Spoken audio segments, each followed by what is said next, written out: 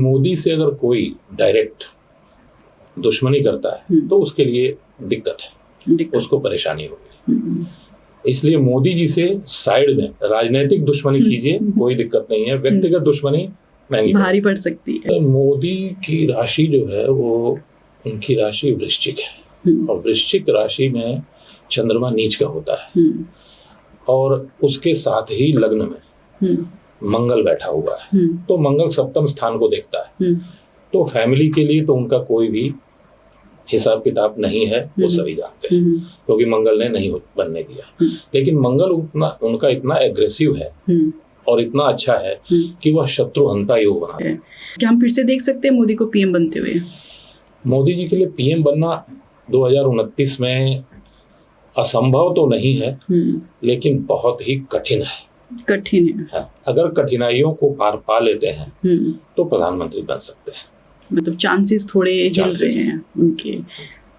और अगर अभी जैसे बंगाल में इलेक्शन चल रहे हैं और बीजेपी का बहुत फोकस है, बंगाल जीतना तो बीजेपी के लिए मतलब इतना बड़ा टास्क बन गया ममता बनर्जी की वजह से, तो अब आपको क्या लगता है कि कुछ है चांसेस पीएम मोदी के वहाँ पर सक्सेस? कुछ ग्रह जो है वो पॉजिटिव होने वाले हैं, तो वोटिंग जिस दिन होती है उस दिन के ग्रह देखे जाते हैं। अच्छा। न कि प्रचार के दौरान।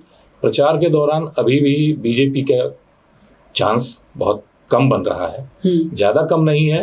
समझिए कि ममता बनर्जी से और बीजेपी का टकराव पूरा चल रहा है, आमना सामना चल रहा है और थोड़ा सा आगे पीछे चल रहा है और 170 सीटें तक बीजेपी की आ सकती है बंगाल में। यानी ममता जी के जाने के चांसेस हैं इस बार बंगाल से? जाने के चांसेस हैं। ममता जी की कुंडली अगर आप देखो तो क्या लगता है उनका फ्यूचर? ममता जी की कुंडली में अब अवसान का समय है।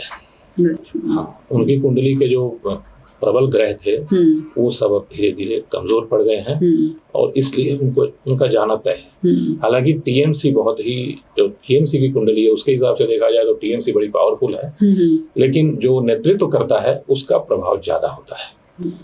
तो चूंकि टीएमसी के एक तरह के मालिक हैं वो, हालांकि मोदी जी बीजेपी के मालिक नहीं है, लेकिन टीएमसी की मालिक है वो, तो मालिक का प्रभाव जो होता है वो ज्यादा पड़ता है पार्टी पर और जो मालिक नहीं होता उसका सामूहिक प्रभाव होता है।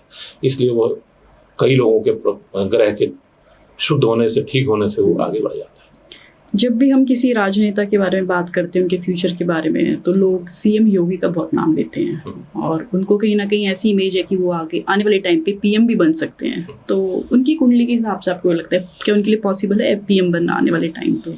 अभी तक तो योगी जी के दिमाग में ये है ही नहीं कि उनको पीएम बनना है। ना तो उनके ग्रह योग अभी ऐसा करने को कह रहे हैं और ना ही उनके दिमाग में इस बात की। हालांकि वो आध्यात्मिक गुरु हैं तो उनके पास कुछ गुरु की विशेष शक्तियां हैं, तो उन शक्तियों का भी देखना पड़ेगा, क्योंकि केवल ग्रह देखेंगे तो योगी जी का ग्रह कोई इतना ज्यादा प्रबल नहीं है कि प्रधानमंत्री बन जाए, लेकिन गुरु का आशीर्वाद अगर मिल जाता है और उसके हिसाब से तो प्रधानमंत्री बन सकते हैं। लेकिन योगी जी के अभी दिमाग में ऐसा कुछ है नहीं। और अमित शाह जी के चांस नहीं है बनने के। अगर मोदी जी की छत्र छाया में रह करके कुछ समय के लिए, जैसे बीच में मोदी जी छोड़ दें, तो कुछ समय के लिए, साल 2 साल के लिए वो प्रधानमंत्री तो बन सकते हैं, लेकिन अपनी कुंडली के हिसाब से वो प्रधानमंत्री